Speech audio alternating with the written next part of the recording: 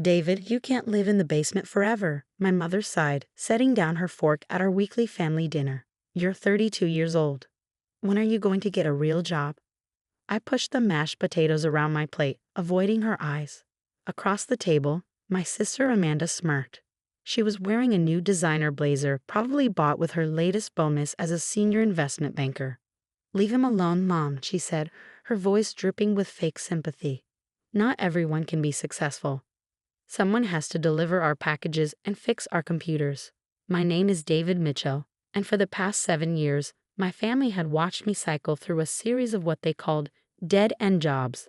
It's support, delivery driving, handyman work. What they didn't know was that each of those jobs was carefully chosen to help me build something they couldn't imagine. At least fix up the basement, my father chimed in, not looking up from his phone. It looks like some kind of command center with all those computers. What are you doing down there anyway, playing video games? If he had bothered to really look at those computers, he might have noticed they were high-end servers running complex algorithms. If he had paid attention to the delivery driving I did, he might have wondered why I chose such specific routes through industrial areas. If anyone had actually asked about my IT support work, they might have realized I was selectively building relationships with key players in the tech industry. But they never asked. They were too busy being embarrassed by their basement-dwelling son. I'm working on some projects, I said quietly, the same answer I'd given for years. Projects, Amanda snorted.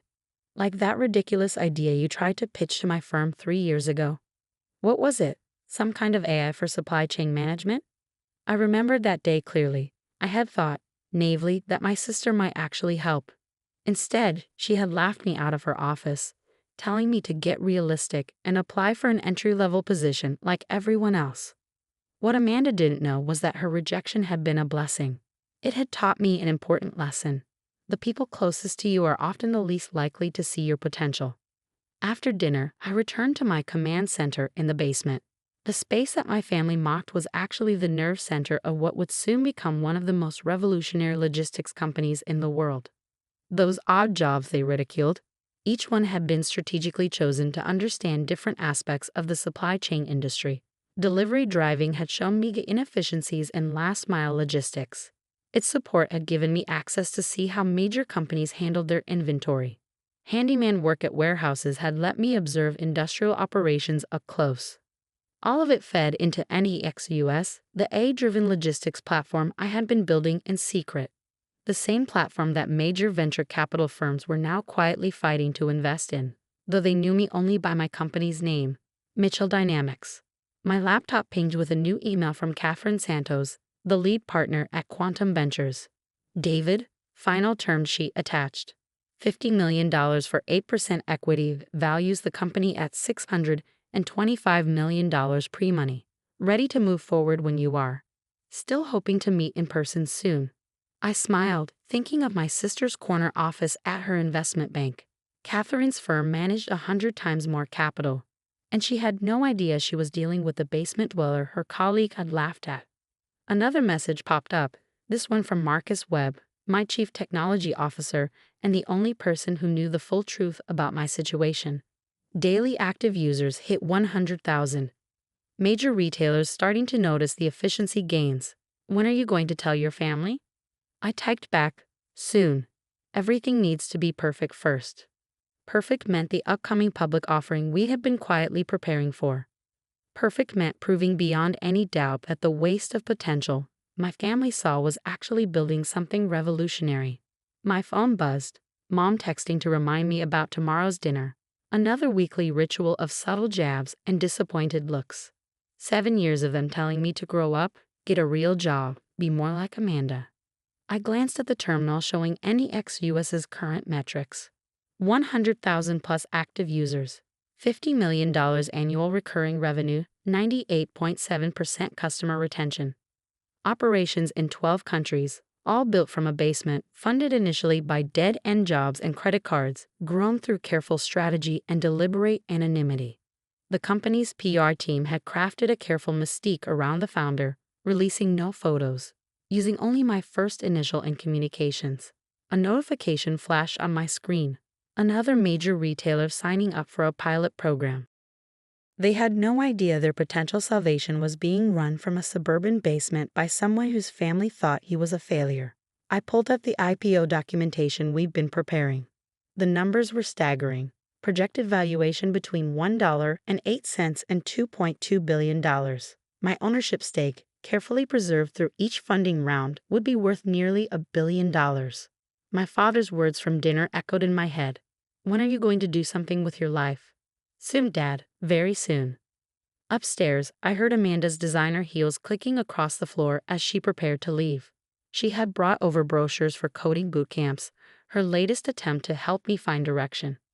If she had ever actually looked at the code running on my screens, she would have seen one of the most sophisticated AI systems ever developed for logistics. But she saw what she wanted to see, a loser brother who needed saving. I turned back to my work, reviewing the final details for tomorrow's major announcement. After 7 years of building in secret, everything was about to change. My phone buzzed again. A text from Marcus. CNBC confirmed. They want to run the story during prime time tomorrow. You ready for this? I looked around at my basement command center, thinking of all the nights I'd spent here while my family slept above, convinced I was wasting my life.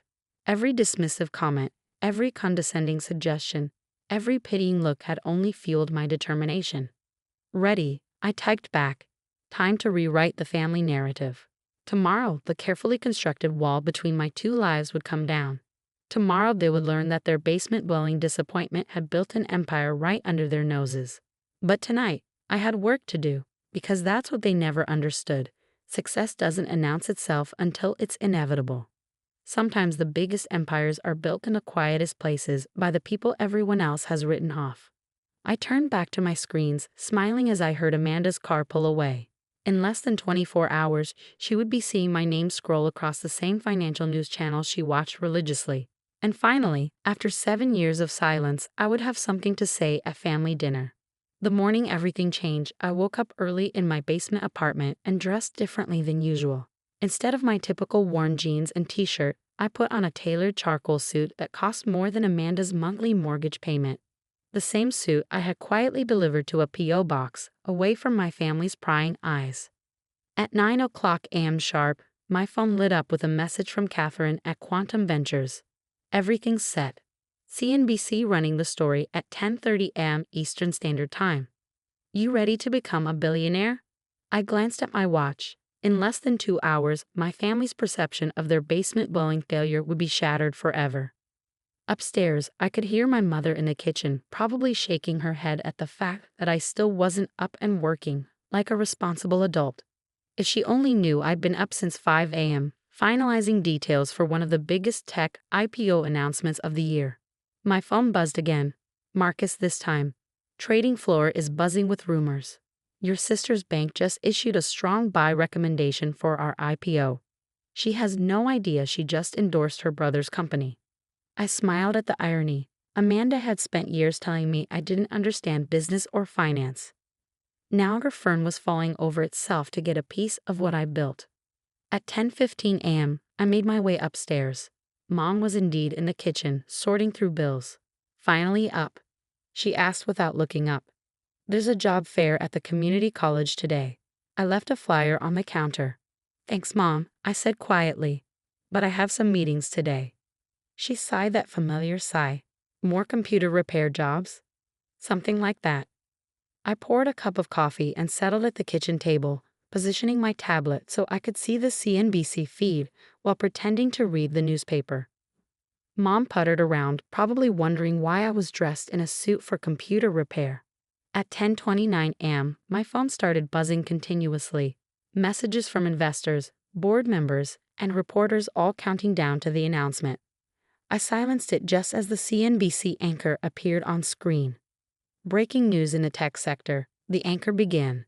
In what's being called the stealth success story of the year, logistics AI company Mitchell Dynamics has filed for an initial public offering, with an estimated valuation of $2 billion.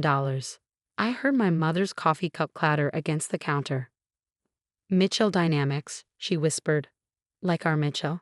Led by founder and CEO David Mitchell, who developed the revolutionary NEXUS platform. The anchor continued as my photo appeared on screen, A professional headshot taken weeks ago in secret. Mom's face went pale. She gripped the counter for support, staring at the TV in disbelief. David? She barely whispered. Is that you? I stood up, straightening my suit jacket. Yes, Mom, that's me. But you've been in the basement, doing odd jobs. I've been building a company, I corrected gently. Those odd jobs were research. Every delivery route, every aid repair, every warehouse visit. All of it helped me understand the problems I was solving. Her legs seemed to give out, and she sank into a chair. On a TV, the anchor was still talking. Revolutionary AI-driven logistics system already used by major retailers across 12 countries. My phone buzzed again. Amanda this time. I put it on speaker. David. She practically screamed. Why is your face on every screen in the trading floor? What's going on? Remember that ridiculous AI logistics idea you laughed at 3 years ago? I asked calmly, the one you said would never work. Silence on the other end. Your firm just issued a strong buy recommendation for it. I continued, though I suppose you weren't copied on that memo. I heard commotion in the background of her call. Probably the trading floor going crazy as the stock price was announced. This is impossible, she breathed. You live in Mom's basement. Not for much longer, I replied. Though it was an excellent place to build a billion-dollar company, no one looks too closely at the failure in the basement. Mom was still staring at the TV, where they were now showing graphics of many ex-US's growth metrics. All those computers downstairs, she murmured. Servers, I corrected. Running one of the most advanced AI systems in the logistics industry. My phone buzzed again. Dad this time. Son, we need to talk. I'm coming home early. The next hour was surreal. Amanda arrived first, still in her trading floor outfit, mascara smeared from what looked like tears. Why didn't you tell me? She demanded. I could have helped. Like you helped when I brought you the initial idea? I asked quietly, when you told me to get realistic and apply for an entry-level position. She flinched. I didn't know. No one knew, I said. That was the point. You all saw what you expected to see. A failure, a disappointment, someone who couldn't get his life together. None of you ever actually asked what I was building. Dad burst in next, his tie askew. David, my office is going crazy. My own son. Why didn't you say anything? I turned to face him directly. Would you have believed me? Or would you have tried to help by telling me to be more practical, get a real job, be more like Amanda? The silence that followed was deafening. My tablet pinged with an update. Mitchell Dynamics stock was up 200% in pre-market trading. My personal net worth had just crossed $1.5 billion. 7 years, I said into the silence. 7 years of lectures at dinner. 7 years of being the family embarrassment. 7 years of you all telling me to get my life together. Did none of you ever wonder why I didn't seem worried? Mom was still clutching her coffee cup, staring at the financial channels where my face kept appearing alongside words like tech visionary and revolutionary platform. But the delivery driving, the computer repairs, she stammered. Market research, I explained. Every delivery route showed me problems in logistics systems. Every computer repair job gave me access to see how companies handled inventory. I saw the inefficiencies, the gaps, the opportunities everyone else missed. Amanda had sunk onto the couch, her designer outfit wrinkled. The banking software we use, the new logistics system, that's yours. I nodded. Your firm pays us $2 million a year for it. I believe you called it revolutionary in last month's team meeting. She put her head in her hands. Oh God. My phone buzzed again. Catherine from Quantum Ventures. Media wants a statement from the family. Your call on how to handle it. I looked at my shell-shocked family, my mother still gripping her coffee cup, my father looking like his world had turned upside down, Amanda seemingly aging years in minutes. Take your time processing this, I said, gathering my tablet. I have a company to run. Oh, and Mom, you can keep the job fair flyer. I'm good. As I walked toward the door, Dad finally found his voice. Son, wait. I turned back. Yes. We were wrong, he said simply. So very wrong. Yes, I agreed. You were. And now everyone knows it. I stepped out into the sunlight, my phone already buzzing with more congratulations and media requests. Behind me, through the window, I could see my family frozen in place, watching financial channels announce their basement-dwelling disappointment as the next tech billionaire. Sometimes success is the best revenge, but sometimes success is just the beginning of a much bigger story. 6 months after the day my family discovered their basement-dwelling disappointment was actually a tech billionaire, I sat in my new office on the top floor of the Mitchell Dynamics headquarters in downtown Seattle. The wall of windows offered a stunning view of the city skyline, a far cry from my basement command center, though I sometimes miss the quiet focus of that underground space. The morning's Wall Street Journal lay open on my desk. Mitchell Dynamics revolutionizes global logistics, stock up 400% since IPO. Below the headline was a photo of me in this very office, looking nothing like the failure my family had bemoaned for 7 years. My phone buzzed. Amanda, for the third time this week. Lunch today. Please? We need to talk. I've been avoiding these conversations, focusing instead on running my company. The transition from secret genius to public figure had been challenging enough without dealing with family dynamics. But perhaps it was time. Fine. I texted back. 1 p.m. My office. At precisely 1 p.m., Amanda stepped out of my private elevator, looking uncomfortable in a way I'd never seen before. Gone was the smug confidence she'd always worn like armor. Her designer clothes, once a symbol of her superiority, now seemed like an attempt to belong in a world where her little brother was worth more than every partner in her firm combined. Nice office, she said, trying for casual and failing. Different from the basement. The basement served its purpose, I replied, gesturing to one of the leather chairs facing my desk. Though I doubt you're here to discuss my real estate choices. She sat, fidgeting with her watch, a nervous habit I'd never seen in her before. David, I've been trying to find a way to apologize. For which part? I asked calmly. Laughing me out of your office? The years of condescension. The coding bootcamp brochures. She flinched. All of it. I was so sure I knew better, that my path was the only path to success. I never imagined. That's the problem, I interrupted. None of you imagined. None of you even tried to understand what I was building. You saw what you expected to see. The thing is, she continued, my firm is desperate to get me to arrange a meeting with you. They want to handle Mitchell Dynamics' investment banking needs. The same people who wouldn't give you 5 minutes 3 years ago now spend hours strategizing how to get your attention. I couldn't help but smile at the irony. And how does that make you feel, Amanda? Having to court your basement-dwelling brother's business? She looked down at her hands. Humbled. Embarrassed. But mostly sad that I missed the chance to be part of something amazing because I was too arrogant to see it. A notification popped up on my screen.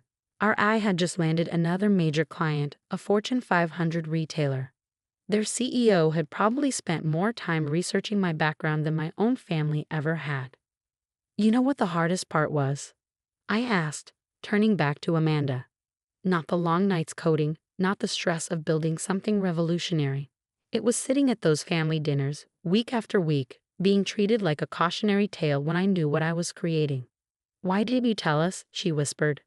Would you have believed me? Or would you have tried to fix my life, interfere with my plans, insist I do things the right way like you? She had no answer for that. My phone buzzed. Mom this time. Sunday dinner? Please come. Dad's finally ready to talk. I showed the message to Amanda. They still don't get it, do they? They think everything can go back to normal, just with their formerly disappointing son now being successful. They're trying, Amanda said softly. We all are. It's just you've completely upended everything we thought we knew. About you, about success. About everything. I stood and walked to the windows, looking out at the city where my company was transforming how business worked. You know what success taught me? That the people who are quickest to judge are often the ones who understand the least. Just then, Marcus knocked and entered with a tablet. Sorry to interrupt, but you need to see this. The Wilson contract just came through. It's bigger than we expected.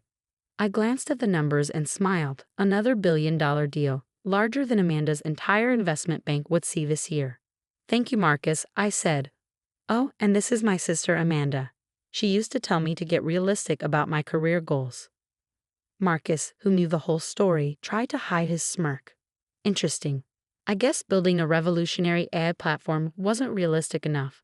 Amanda had the grace to blush. After Marcus left, I turned back to my sister. Here's the thing about success, Amanda. It doesn't erase the past. Those 7 years of condescension, of being treated like a failure, they happened. The fact that I'm now a billionaire doesn't change how you all made me feel. I know, she said quietly, but can we try to build something new? A real relationship without the judgment? I considered her words. That depends. Are you here as a sister trying to reconnect, or as an investment banker trying to land a client? A sister, she said firmly. Though I won't pretend my firm isn't desperate to work with you. But that's not why I'm here. My phone buzzed again. Dad this time. Son, I sold my company today. The one I always wanted you to join, remember? Funny thing is, the buyers are implementing your logistics system. My life's work is being transformed by the son I thought was wasting his potential. I showed the message to Amanda. See what I mean? Everything's different now, but they're still seeing it through the lens of their own expectations and failures. Then help us see it differently, she pleaded. Help us understand. I sat back down at my desk, thinking of all the family dinners, all the disappointed looks, all the well-meaning but condescending advice. Here's what's going to happen, I said finally. I'm coming to Sunday dinner, but not to pretend everything's fine, not to be the successful son they can finally brag about. I'm coming to tell the whole story, every detail of what I built while you all thought I was failing. And you're all going to listen. Amanda nodded. That's fair. And one more thing, I added. Next week, I'm giving a speech at MIT about entrepreneurship and innovation. You're all invited. I think it's time you understood exactly what was happening in that basement. That Sunday, I walked into my parents' house wearing the same suit I'd worn the day of the IPO announcement. Mom had prepared all my favorite foods, a transparent attempt at reconciliation. Dad stood awkwardly by the fireplace, next to a framed Wall Street Journal article about Mitchell Dynamics. We're proud of you, son, he said stiffly. Now you are, I replied. But this isn't about pride, Dad. It's about understanding. Over dinner, I told them everything. The real purpose of each dead-end job. The strategic relationships I built. The careful development of NEXUS. With each revelation, their expressions shifted from pride to shame as they realized how completely they had misjudged me. All those times we pushed you to get a real job. Mom said, tears in her eyes, you were actually building something revolutionary. The basement wasn't my failure, I explained. It was my incubator. Every time you looked down on me, it just proved I was right to keep it secret. Amanda, who had been quietly listening, finally spoke up. How did we fix this? How did we become a real family again? I looked around the table at their expectant faces. We start by acknowledging that success doesn't always look like what you expect. And we remember that judgment without understanding is just prejudice with a familiar face.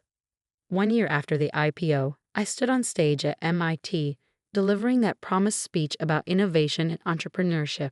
My family sat in the front row, finally hearing the full story of what their basement failure had built. Success isn't about meeting others' expectations, I told the packed auditorium. Sometimes it's about having the courage to disappoint the right people for the right reasons. Looking at my family, I saw something I'd never seen before. Not pride, not shame, but understanding. They finally saw me not as the failure who made good, but as the visionary who had been there all along. After the speech, Dad approached me with tears in his eyes.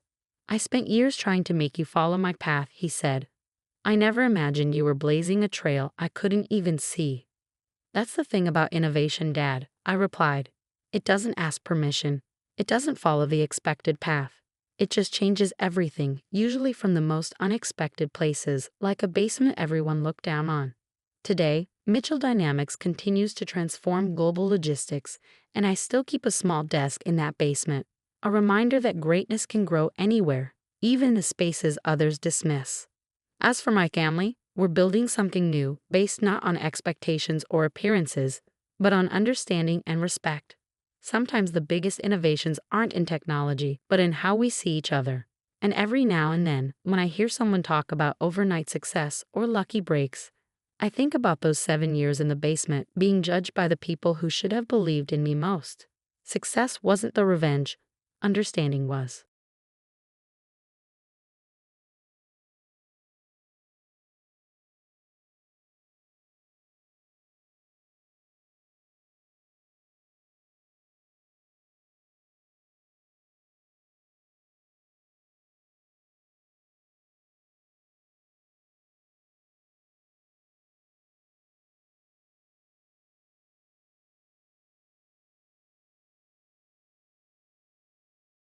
The last thing I remember before the darkness took me was James Bennett's face, wearing an expression I'd never seen before.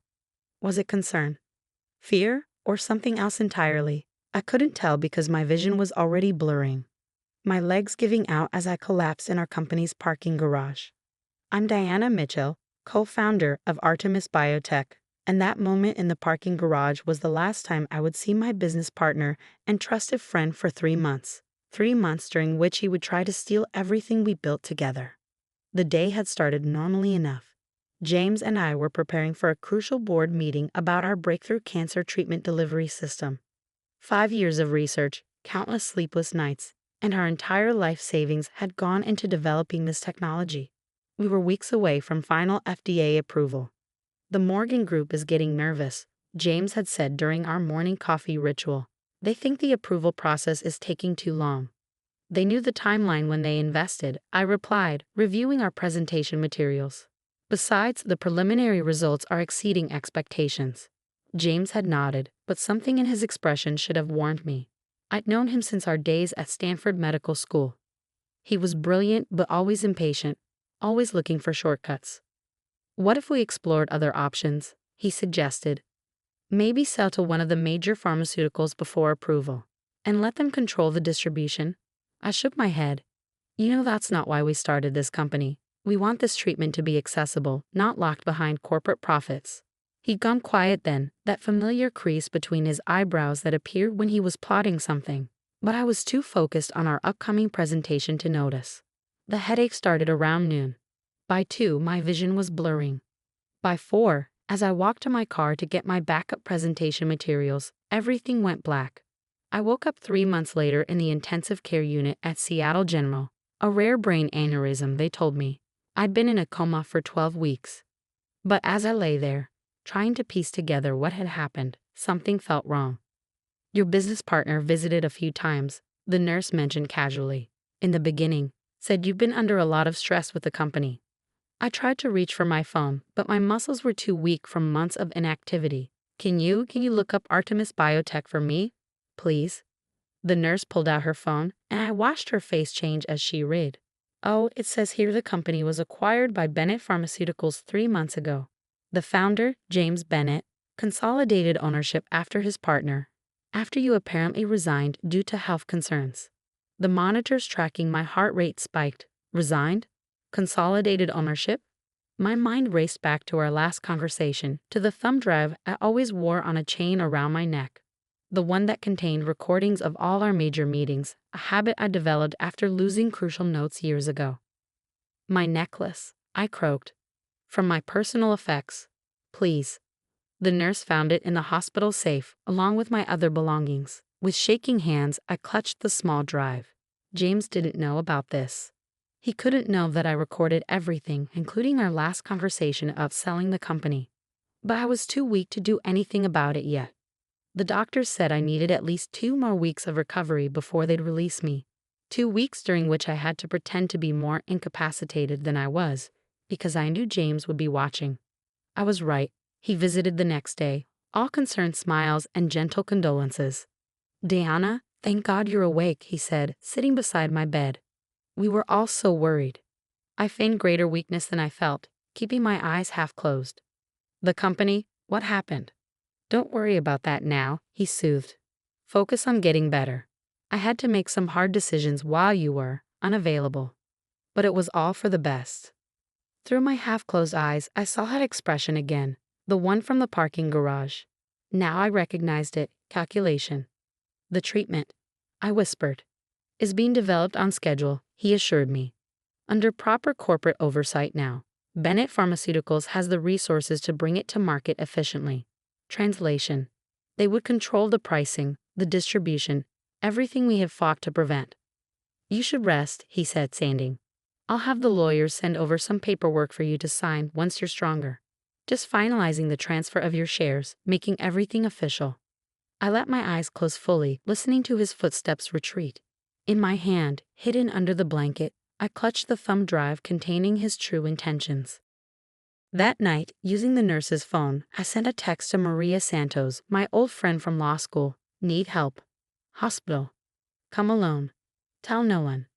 Maria arrived the next morning, her lawyer face on until she saw me. Then she burst into tears. My God, Diana, we thought you were dying, James told everyone. I bet he did, I said grimly. Listen carefully. I need you to do something for me and no one can know, especially not James. I handed her the thumb drive and whispered my instructions. Her eyes widened as she listened. He really didn't know you record everything, she asked. A habit he used to tease me about, I smiled weakly. Called me paranoid for keeping such detailed records. How long have you been doing this? Since the day we founded Artemis. Every major meeting, every significant conversation, including the one where he explicitly agreed never to sell or transfer ownership without mutual consent. Maria's legal mind was already working. The transfer would be invalid. He had no authority. But he did it anyway, I said. Use my medical crisis to steal everything. And now he's going to learn why you should never betray someone who keeps receipts. Over the next week, I focused on recovery while Maria quietly gathered intelligence. James had moved fast during my coma, using his family name and connections to push through the ownership transfer. He told our investors I had resigned for health reasons, that I'd agreed to sell my shares before my collapse. But he'd made one crucial mistake. In his rush to seize control, he'd violated dozens of clauses in our operating agreement, all of which I had documented evidence to prove. The board is meeting next Thursday, Maria reported during one of her visits. Final approval of the acquisition structure. James is consolidating his power base. Perfect. That gives us a week to prepare my return. Diana, Maria hesitated. Are you sure you're strong enough? I pushed myself up in the bed, muscles screaming but determination burning. I didn't spend 5 years of my life developing a treatment to help people just to watch him turn it into another profit machine. I'm not just going to return, I'm going to take everything back. She nodded, understanding the look in my eyes. I'll set everything in motion. Just promise me one thing. What? When you walk into that boardroom, make sure I'm there to see his face. I smiled, feeling stronger by the minute. Oh, don't worry. Everyone's going to want to see his face when he realizes what I've got on that thumb drive. James had no idea what was coming. He thought he'd stolen my company while I was fighting for my life. He was about to learn that some battles don't end just because one side is temporarily down. I spent the next few days preparing for war, disguising my recovery progress from the nurses I couldn't trust. Knowing James probably had people watching, every moment of weakness had to look real, every setback convincing. Because next Thursday, I wasn't going to walk into that boardroom as a victim. I was going to walk in as an avenging angel armed with irrefutable proof of his betrayal. And James Bennett was about to learn why you should never underestimate a partner who keeps records of everything, especially one you've left for dead. 3 days before the board meeting, I checked myself out of the hospital against medical advice. The doctors protested, but I had more important medicine to administer, the kind that cures betrayal. Maria had secured a suite at the Four Seasons under her law firm's name. James's people would be watching my house, expecting me to still be in the hospital. We needed complete privacy for what was coming next. The thumb drive contained even more than we hoped, Maria said, spreading documents across the hotel room's desk. Not just the conversation about never selling, but evidence of his preparations before your accident. I leaned forward, muscles still protesting but mind sharp. What kind of preparations? She pulled up an audio file on her laptop. James's voice filled the room, speaking to someone 2 weeks before my collapse. The FDA approval is taking too long. Diana won't budge on selling, but there might be another way. I've already talked to my father's pharmaceutical company. I felt ice in my veins. The date on this? 2 weeks before your aneurysm, Maria confirmed. And there's more. We found emails to a doctor at Seattle General asking about the statistical likelihood of aneurysms in people your age, particularly under stress. The implications made my hands shake. He didn't just take advantage of my condition. He was counting on it. We can't prove he caused your aneurysm, Maria cautioned. But we can prove he was planning this takeover before you got sick.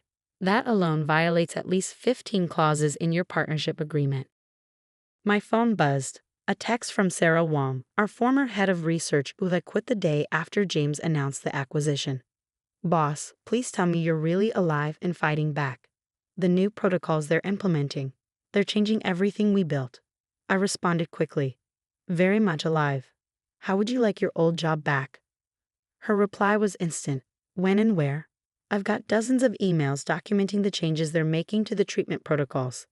They're going to price it out of reach for most patients. Exactly what we had fought to prevent. I forwarded her message to Maria. Another witness. Maria nodded. But we need more. The board members who approved the transfer. They were lied to. I finished. And I bet James didn't keep very good records of those lies. A knock at the door made us both freeze. Maria checked the security camera we'd installed. It was Michael Chen, our former CFO, looking nervous. I heard rumors, he said when we let him in.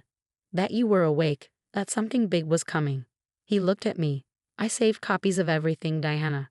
All the financial records from before he pushed me out. I smiled.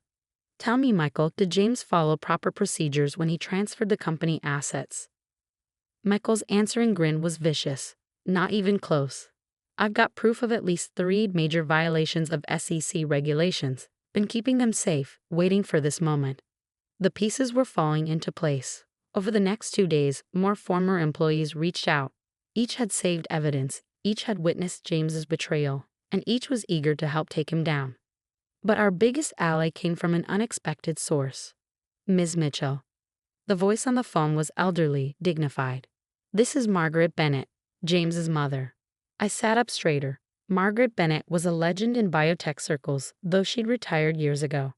I've been watching what my son did to you, she continued. It's despicable. His father and I taught him better than this. A pause. I have documents you might find interesting. Board meeting minutes that contradict James's version of events. Why help me? I had to ask. Because I believe in what you and James originally set out to do, she replied. Making treatments accessible, not just profitable. He's lost his way. Perhaps it's time for a reminder of what matters. The morning before the board meeting, I stood in front of the mirror in my hotel suite, practicing standing without showing weakness. My body was still recovering, but I couldn't let them see that. Maria burst in, waving her phone.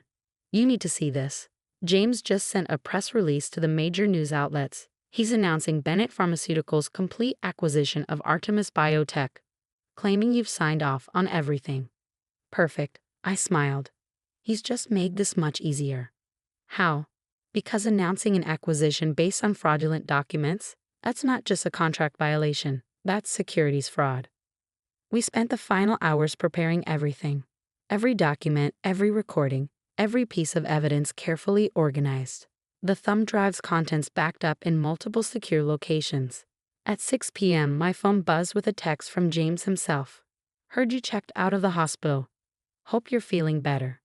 The paperwork for your share transfer is ready whenever you're up for it. I showed Maria the message. Should I respond?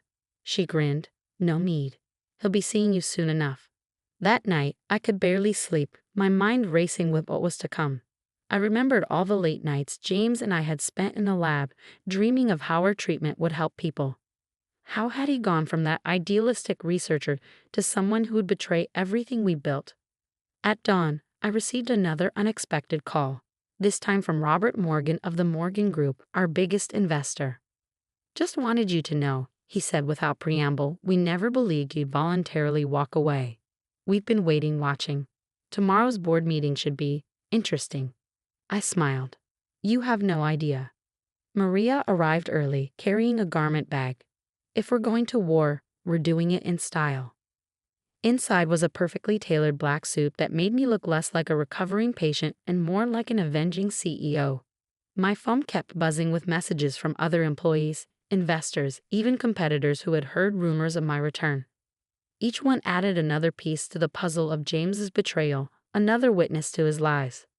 At 8 a.m., Maria's associate confirmed that James had arrived at the office, looking confident and relaxed as he prepared for what he thought would be a routine board meeting.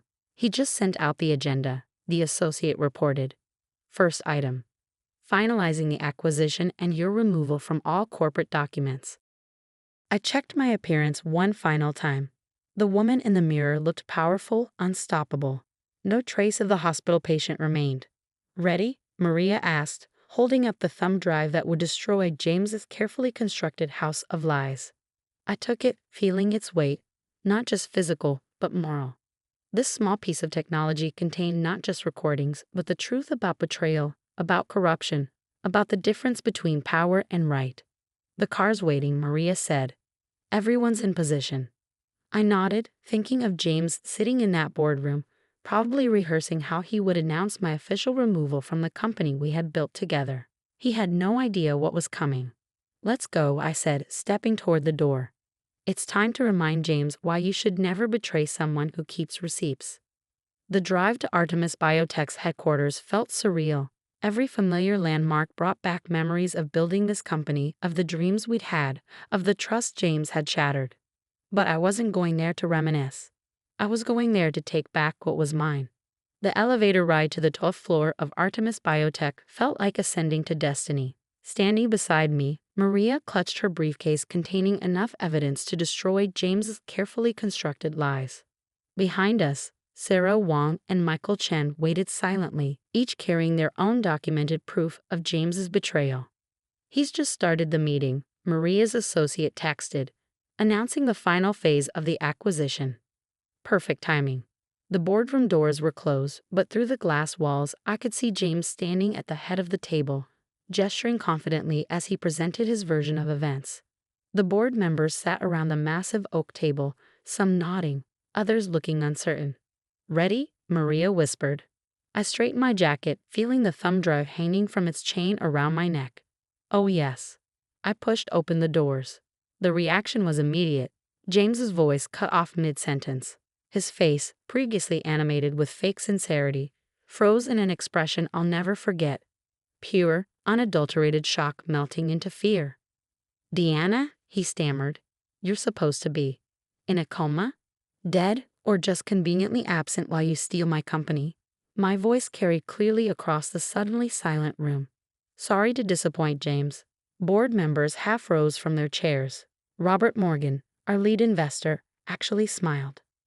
"Ladies and gentlemen," I continued, walking steadily to the center of the room, "I believe there are some details about this acquisition that James forgot to mention. This meeting is private." James tried to recover.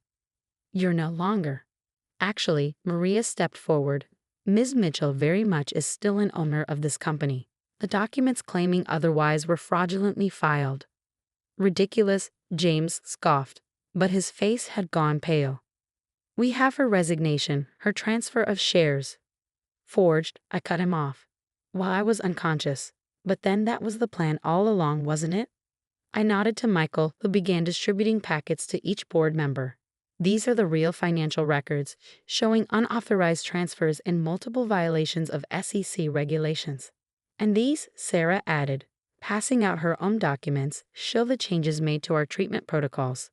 Changes that would make the therapy unaffordable for most patients, violating our core mission and FDA approval parameters." James's face had gone from pale to ashen. "The board approved." "The board was lied to," I interrupted again. "You told them I had agreed to sell before my medical emergency. But I have proof that's not true." I unclasped the necklace and held up the thumb drive. "Would you like to hear our last conversation, James? The one where you suggested selling to your father's company and I explicitly refused. Or should we skip to the part where you discussed my convenient medical crisis before it happened?" His eyes fixed on the thumb drive with horror. You recorded." "Everything," I finished. "Every meeting, every conversation. A habit you used to mock, remember? Called me paranoid for documenting everything." The board members were flipping through the packets, murmuring among themselves. Robert Morgan looked up sharply at James. "Is this true?" he demanded.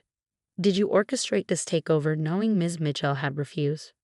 I was protecting the company's interests," James tried. "The delays in FDA approval were normal and expected." I cut in. "As you well knew, what wasn't normal was you contacting doctors about aneurysm statistics weeks before I collapsed." That revelation sent a shockwave through the room. James actually staggered back. "You have no proof."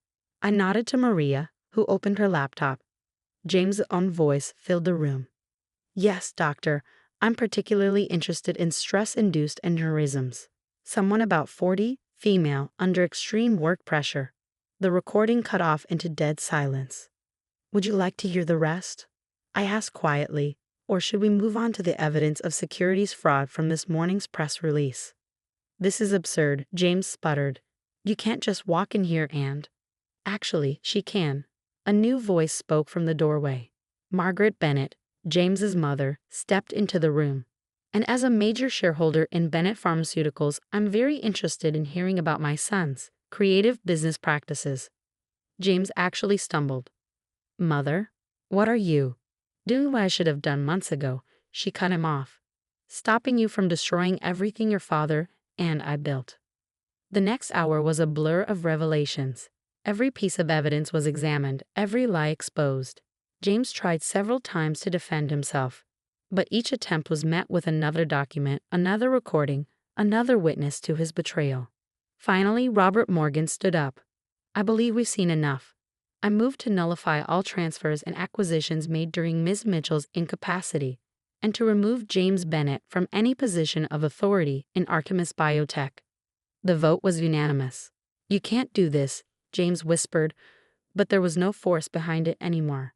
The company needs to return to its original mission, I said firmly, making life-saving treatments accessible to everyone, not just those who can afford premium prices. Margaret stepped forward. Bennett Pharmaceuticals will be withdrawing all claims to Artemis Biotech, and James, she fixed her son with a steel gaze. The family board would like to speak with you. Immediately. As James was led out, looking shell-shocked and defeated, Sarah approached with more documents. The FDA approval came through this morning. The original protocols, not the modified ones. We can proceed as planned. I looked around the boardroom, at the supporters who had helped me fight back, at the board members who now understood the truth, at the company I had nearly lost but have fought to reclaim. Ms. Mitchell, Robert Morgan approached. The board would like to officially reinstate you as CEO, with full control over company direction, assuming you're well enough. I smiled, thinking of all those hours in the hospital planning this moment. Oh, I'm well enough. We have a lot of work to do. In the weeks that followed, the story of James' attempted takeover became a cautionary tale in business circles. Bennett Pharmaceuticals distanced themselves completely, with Margaret Bennett taking a personal interest in ensuring their company ethics were reformed. James, stripped of his positions in both companies, was last seen booking a flight to some remote destination. The SEC investigation into his activities was just beginning. Artemis Biotech not only survived but thrived. Our treatment received full approval, and under the original pricing structure, it would help thousands who couldn't afford existing options. One afternoon, as I sat in my restored office, Sarah brought in a package that had been found in James's desk. Inside was my original badge, the one declaring me co-founder and CEO. You know what the irony is? She said as I pinned it back on. If he had just waited, if he had stuck to our mission instead of getting greedy, he would have been part of something amazing. Sometimes people can't see past their own ambition, I replied. But that's why we keep records, to remind everyone of the truth. I touched the thumb drive, now mounted in a frame on my wall alongside a news article about our FDA approval. It served as a reminder that sometimes the best defense isn't just being right, it's being able to prove it. Maria stopped by later with a final report. All legal challenges had been dismissed, our patents were secure, and James' attempts to claim any ownership had been permanently blocked. Want to know the best part? She grinned. Every time he tries to start a new venture, potential investors find the records of what he did here. Turns out, trying to steal a company from your partner while she's in a coma is bad for your business reputation. I looked out my office window at the Seattle skyline, thinking of all the patients who would now have access to our treatment. The company wasn't just saved, it was stronger, more focused on its mission than ever. You know, Maria mused, most people would have just fought to get their shares back. But you did more. You exposed the whole scheme, protected the mission, saved the science. Because it was never just about ownership, I replied. It was about doing what's right. And now everyone knows exactly how far some people will go to do what's wrong. That evening, as I prepared to leave, I passed the research lab where James and I had first developed our breakthrough. The lights were on, and through the glass, I could see Sarah and her team working late, dedicated to the mission we'd started years ago. I touched the frame holding the thumb drive one last time. Sometimes the best revenge isn't just exposing a betrayal. It's showing everyone that the truth always finds a way to surface. James had tried to bury me, not realizing that I had planted seeds of truth that would grow into his downfall. He thought my medical crisis was his opportunity, never suspecting that his own words would be his undoing. The company flourished, the treatment helped thousands, and the story of how careful documentation defeated corporate greed became a legend in the biotech world. And every time someone new toured our offices, they would see that framed thumb drive and learn the most important lesson in business. Never betray someone who keeps records of everything, especially when they're fighting to protect something bigger than themselves. The email arrived at 9:03 a.m. on a Tuesday. Please join me in welcoming James Anderson to the engineering team. He'll be shadowing you for the next 2 weeks to learn our systems. I stared at my screen, a cold feeling settling in my stomach. After 12 years at Quantum Dynamics, I knew what shadowing really meant. They were replacing me with someone younger, probably cheaper, and I was expected to teach him everything I knew before they showed me the door. My name is Sarah Mitchell, and I developed the core technology that turned Quantum Dynamics from a struggling startup into a $400 million company. Not that anyone in the current management knew that. The people who had been there at the beginning, who knew the truth about Qiddiya Secure, our flagship security software, were long gone. Victoria Kane, our new CEO, who had arrived 6 months ago full of fresh perspectives and strategic realignment plans, stood in my office doorway with a plastic smile. Behind her was James Anderson, looking uncomfortable in his crisp new shirt and trying too hard to seem confident.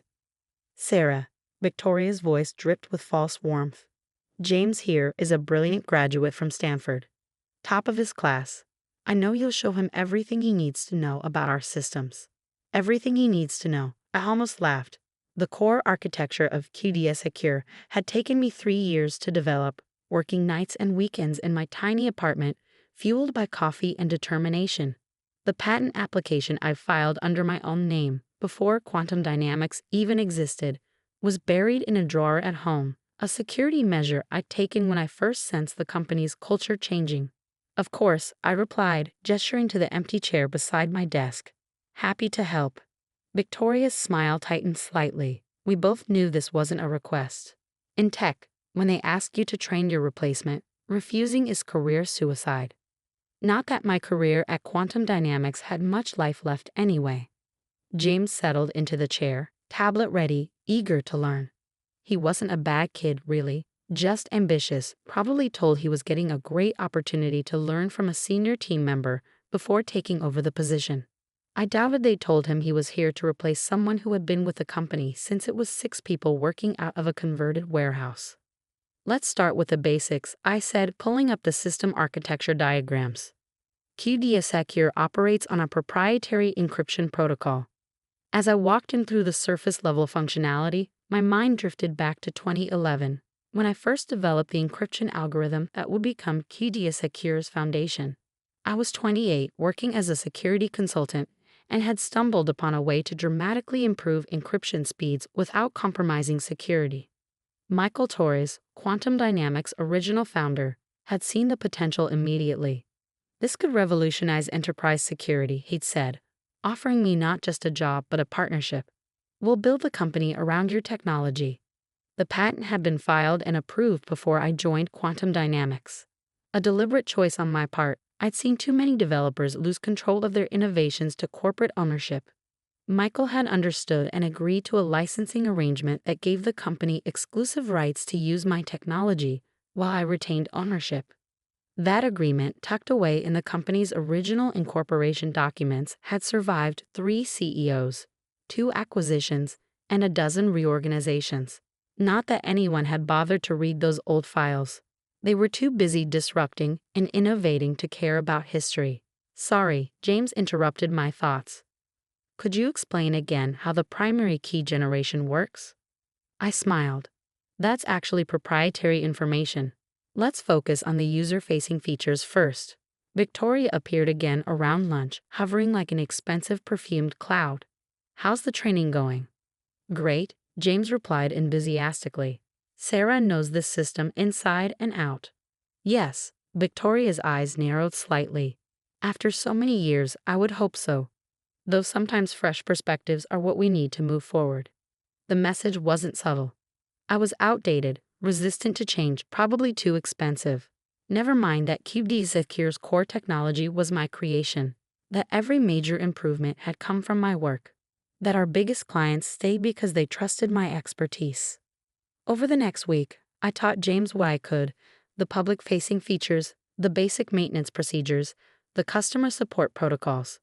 But the heart of the system, the proprietary encryption engine that made everything work, that I kept to myself, not out of spite, but out of principle. Some things you earn through years of work, not 2 weeks of shadowing. Victoria called me into her office on Thursday afternoon. The HR director, Paul, sat stiffly in one corner, trying to look invisible. Sarah, Victoria began, shuffling papers on her desk. As part of our ongoing reorganization, we're making some changes to the engineering department. I kept my face neutral. Here it comes.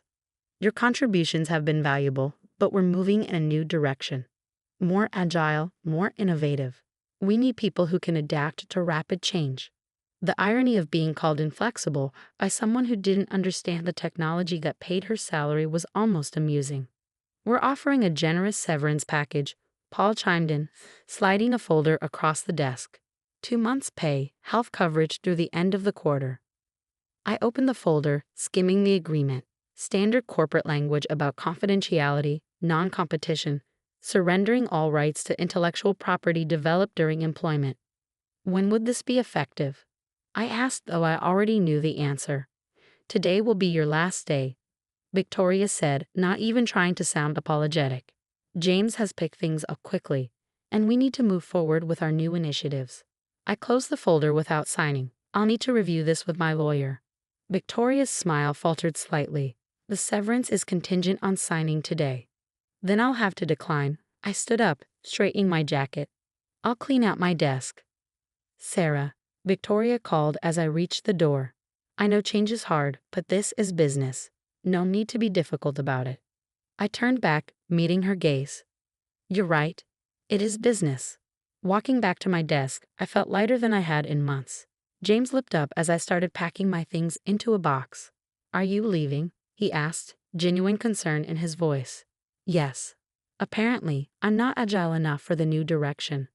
But I've barely learned anything about how the core system works. I paused, a framed photo of the original quantum dynamics team in my hands. Some things take more than 2 weeks to learn, James. Good luck. Victoria watched from her office as I walked out, probably congratulating herself on executing another successful strategic realignment. She had no idea what was coming.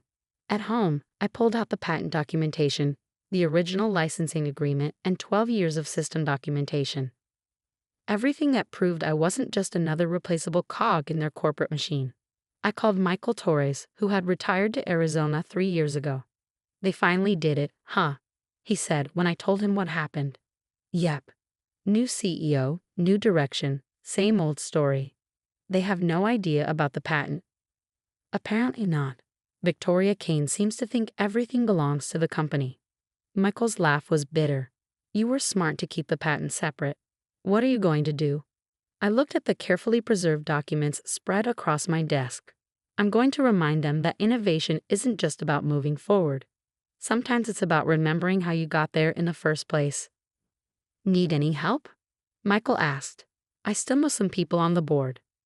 Not yet, I said, already drafting an email to my lawyer. Let's see how they handle the first surprise. That night, I sat at my computer, looking at the administration console for QD Secure's licensing system. A small piece of code, hidden in the original implementation that only I knew about. In 3 days, when the monthly license validation check ran, they would discover exactly who owned the technology they took for granted. Victoria Kane thought she was making a smart business decision, streamlining operations by removing expensive legacy employees. She was about to learn that some legacies are worth keeping. I hit a few keys, implementing changes that would take effect when the system next checked its licensing status. Then I went to bed, sleeping better than I had in months. The reckoning was coming, and I had front-row seats to watch it unfold. 3 days after my dismissal, at exactly 3 o'clock a.m. Eastern Time, QD Secure's monthly license validation check ran automatically. Within seconds, error messages began flooding the system.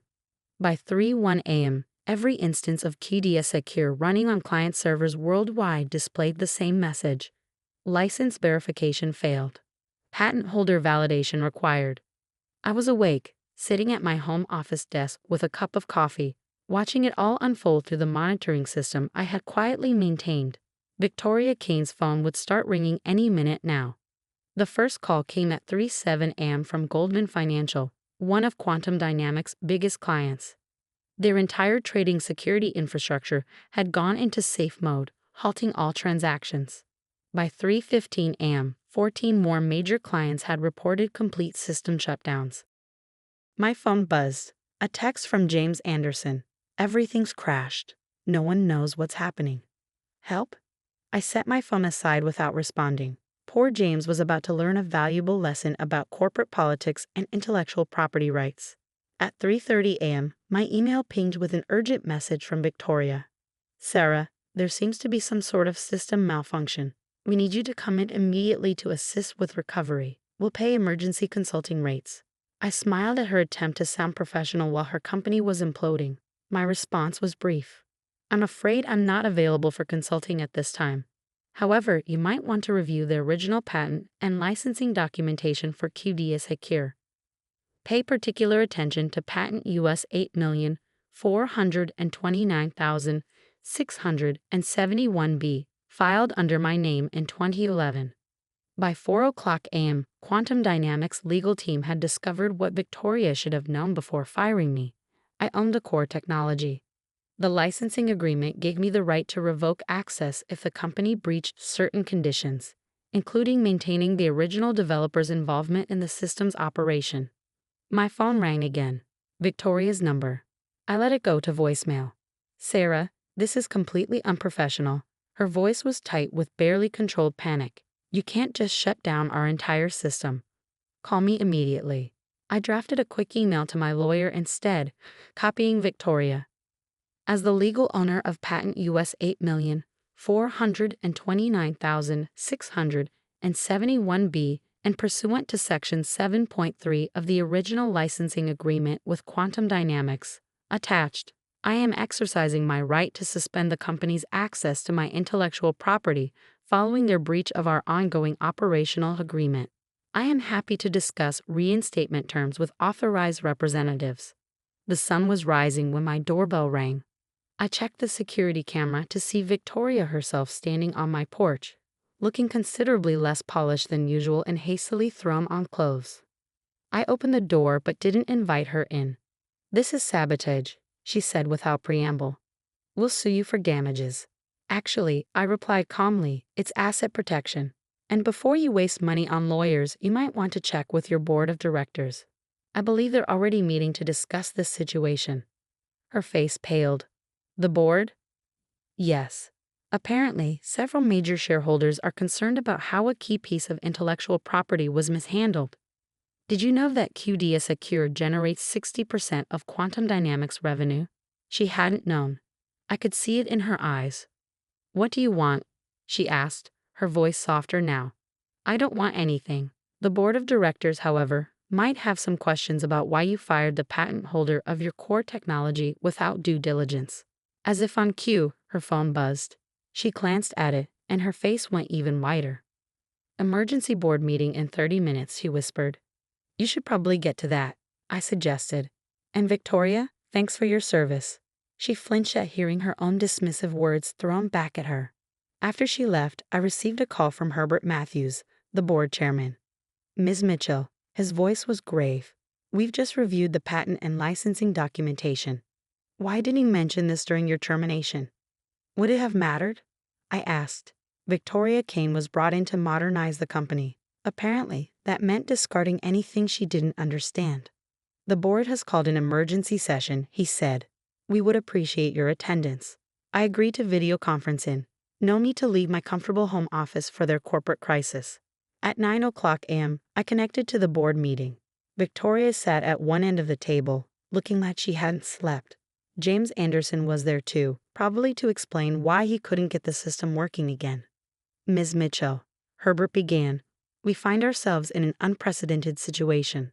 17 major clients have threatened to cancel their contracts if service isn't restored immediately. Our stock price is already dropping in pre-market trading.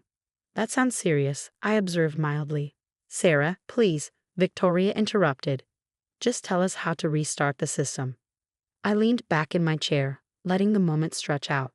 The system doesn't need to be restarted, I explained. It needs to be properly licensed. As the patent holder, I'm happy to discuss new terms. Terms? Victoria's voice rose. We own the system. No, Herbert corrected her sharply. We have a licensing agreement that you apparently didn't bother to review before terminating its key stakeholder. James raised his hand tentatively. I've been trying to understand the core encryption engine, but there are parts that aren't documented anywhere in our codebase. That's because those parts are proprietary, I explained. They belong to me, not Quantum Dynamics. What you have is a licensed implementation. Victoria started to speak, but Herbert cut her off. Ms. Mitchell, what would it take to resolve this situation? I opened a document on my screen and began sharing it with the meeting. I've prepared a new licensing agreement, I said. The terms are simple. I retain patent ownership and return to Quantum Dynamics as Chief Technology Officer with full autonomy over the technical direction of QDS Secure and any derived products. Additionally, I want a complete review of recent terminations in the engineering department. Good people were lost due to age discrimination and false claims of obsolescence. The board members exchanged glances. Herbert leaned forward. And if we agree to these terms, then I can have the system back online in about 5 minutes. Victoria stood up abruptly. This is extortion. No, Herbert's voice was ice. This is consequences. Please wait outside while the board discusses Ms. Mitchell's terms. As Victoria stormed out, I caught James trying to hide a smile. The board's deliberation took exactly 12 minutes. When they returned, Herbert spoke directly to my video feed. Your terms are accepted, Ms. Mitchell. The board has also accepted Victoria Kane's resignation, effective immediately. When can you start? I pretended to check my calendar, though I'd been prepared for this moment for days. How about now? I opened my laptop's command console and entered a series of commands. Around the world, QDS Secure systems began coming back online. James's eyes widened as he watched the monitoring dashboard turn from red to green. That's it, he asked. Just like that. Just like that, I confirmed. Sometimes the most powerful code is the simplest. Speaking of which, James, I hope you're ready to learn how this system really works. This time without the 2-week deadline. Herbert cleared his throat. Ms. Mitchell, the board would appreciate a full briefing on the technical architecture when you have a moment. We want to ensure nothing like this happens again. Of course, I agreed. Though I suggest we start with a review of the company's intellectual property management policies.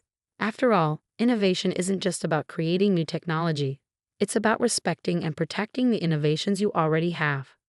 As the meeting ended, I sat back in my chair, allowing myself a small smile. In 3 days, I had gone from discarded employee to Chief Technology Officer. But more importantly, I had reminded Quantum Dynamics that true innovation doesn't come from flashy MBAs with buzzwords. It comes from the people who build, maintain, and understand the technology that makes everything possible. My phone buzzed with a message from James. Does this mean I still have a job? Yes, I replied, but now you'll be learning from me properly, not just shadowing. Hope you're ready for some real engineering. Outside my home office window, the morning sun had fully risen. Somewhere across town, Victoria Kane was probably clearing out her office, learning her own lesson of the danger of underestimating legacy employees. But my work was just beginning.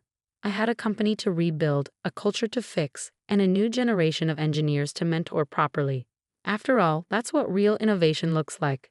6 months into my role as CTO of Quantum Dynamics, I sat in what used to be Victoria Kane's office, reviewing the changes we'd implemented since that dramatic night when QDS Secure went dark.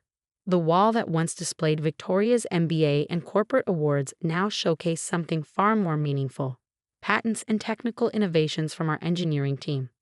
The company's transformation had been dramatic, but not in the way Victoria had envisioned with her strategic realignment.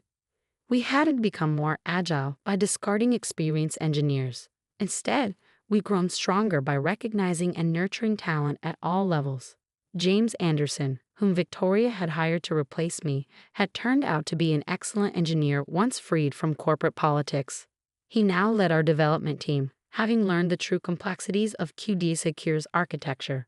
More importantly, he'd learned the value of respecting experience over buzzwords. Sarah? He appeared in my doorway, tablet in hand. You're going to want to see this. He handed me the tablet, displaying a news article. Former Quantum Dynamics CEO Victoria Keene's new venture files for Chapter 11 bankruptcy. I skimmed the article, noting how her attempt to launch a competing security software company had failed spectacularly. Apparently, investors had been skeptical of a CEO who had managed to lose control of her previous company's core technology. Karma's interesting, isn't it? James commented. It is, I agreed, handing back the tablet. Though I prefer to focus on what we're building rather than others' failures, how's the new encryption protocol coming along? His face lit up. Actually, that's the other thing I wanted to show you. The team's made a breakthrough. I followed him to the engineering floor, which looked vastly different from 6 months ago. Gone were the sterile cubicles Victoria had insisted on. Instead, we had collaborative spaces, testing labs, and walls covered in whiteboards filled with complex algorithms. More importantly, the demographics had changed. After reviewing the terminations under Victoria's tenure, we discovered a clear pattern of age discrimination. Many experienced engineers had been pushed out under the guise of modernization. One of my first acts as CTO had been to reach out to those who had been unfairly terminated. Many had returned, bringing with them decades of valuable experience. Now our teams were truly diverse, with seasoned veterans working alongside fresh graduates, each learning from the other. Maria Chen, one of the legacy engineers Victoria had pushed into early retirement, was now leading our research division. At 62, she had more patents to her name than most Silicon Valley startups. The new hybrid encryption model is showing remarkable results, she explained, pulling up test data. By combining your original algorithm with the quantum-resistant approach David suggested, we've increased processing speed by 340% while maintaining security integrity. David, a recent graduate who would have been considered too inexperienced for such responsibility under the old regime, beamed with pride. This was how real innovation happened, through collaboration, not competition. The quarterly board meeting the following week highlighted just how much had changed. Instead of PowerPoint presentations full of business jargon, we had live demonstrations of technical achievements. The board members, who had once glazed over during technical discussions, were now actively engaged. Ms. Mitchell, Herbert Matthews began, the numbers speak for themselves. Revenue is up 85% year over year. Client retention is at 98%. And our market share in the security sector has increased by 23%. I nodded, but directed attention to a different slide. More importantly, look at our innovation metrics. Patent filings are up 150%. Our engineering retention rate is now 94%, compared to 40% under previous management. And our technical support satisfaction scores are the highest in the industry, all while maintaining the highest average employee age in the sector. Maria added proudly, experience matters. The board's support had been crucial in implementing these changes. After the TD Secure shutdown incident, they'd learned their lesson about valuing technical expertise over management ads. One afternoon, I received an unexpected email from Michael Torres, the original founder who had first recognized the potential of my encryption algorithm. Saw the latest industry rankings, he wrote. Quantum Dynamics is being hailed as a model of sustainable innovation. Want to grab coffee? I'm in town next week. We met at the same small cafe where, 12 years ago, we had first discussed building a company around my technology. Michael looked older but energized. You've done something remarkable, he said, stirring his coffee. Not just saving the company, but transforming it. Victoria Keene wanted to modernize through destruction. You've modernized through evolution. We had good foundations, I replied. Sometimes innovation isn't about tearing everything down and starting over. It's about building on what works while being open to new ideas. He smiled. That's why I made sure the patent stayed in your name. I knew someday the company would need reminding of what really matters in tech. the people who create and understand the technology. The conversation shifted to the future. Michael had been watching our progress and had ideas about potential new directions for the company. Not as a manager, but as a technical advisor, exactly the kind of experienced voice Victoria had tried to silence. Back at the office, I found James and the team celebrating. The new encryption protocol had passed its final tests and was ready for deployment. "We couldn't have done this without everyone," James announced. "The combined experience in this room made something none of us could have created alone." Looking around at the faces, young and old, new hires and veterans, I felt a deep satisfaction. This was what real innovation looked like: collaborative, respectful, and built on a foundation of shared knowledge. That evening, as I prepared to leave, I found a small package on my desk. Inside was a framed copy of my original patent, along with a note from the board. "Thank you for reminding us that true value isn't about titles or trends. It's about recognizing and protecting the innovations and innovators that make progress possible." I hung it on the wall next to the team photos and technical awards. A reminder that sometimes the most powerful response to being undervalued isn't revenge, it's showing everyone exactly what real value looks like.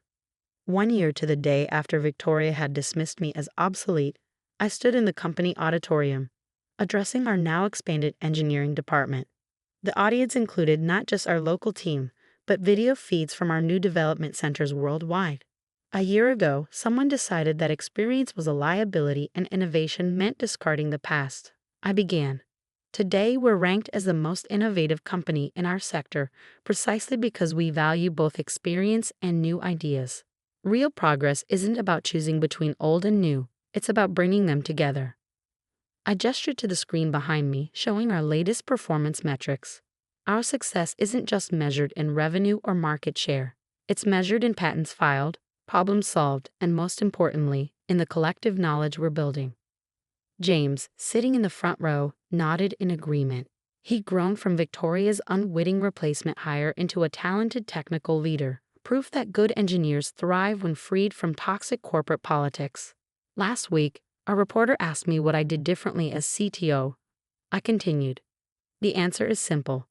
I remembered what matters in technology, not buzzwords or board presentations, but the actual innovation that solves real problems. That comes from people, all of them, regardless of age or background. After the presentation, I returned to my office to find an email from Victoria Kane. After her startup's bankruptcy, she was seeking new opportunities and wondered if we might discuss a potential role at Quantum Dynamics. I drafted a brief response. "Thank you for your interest. However, we found that our best results come from valuing and retaining the talent we already have. Best of luck in your future endeavors." Then I turned back to reviewing patent applications from our engineering team. Real innovation was waiting, and it had nothing to do with corporate politics or strategic realignment. It had everything to do with respecting the people who create, understand, and improve the technology that moves us forward. Sometimes you have to shut everything down to make that point clear.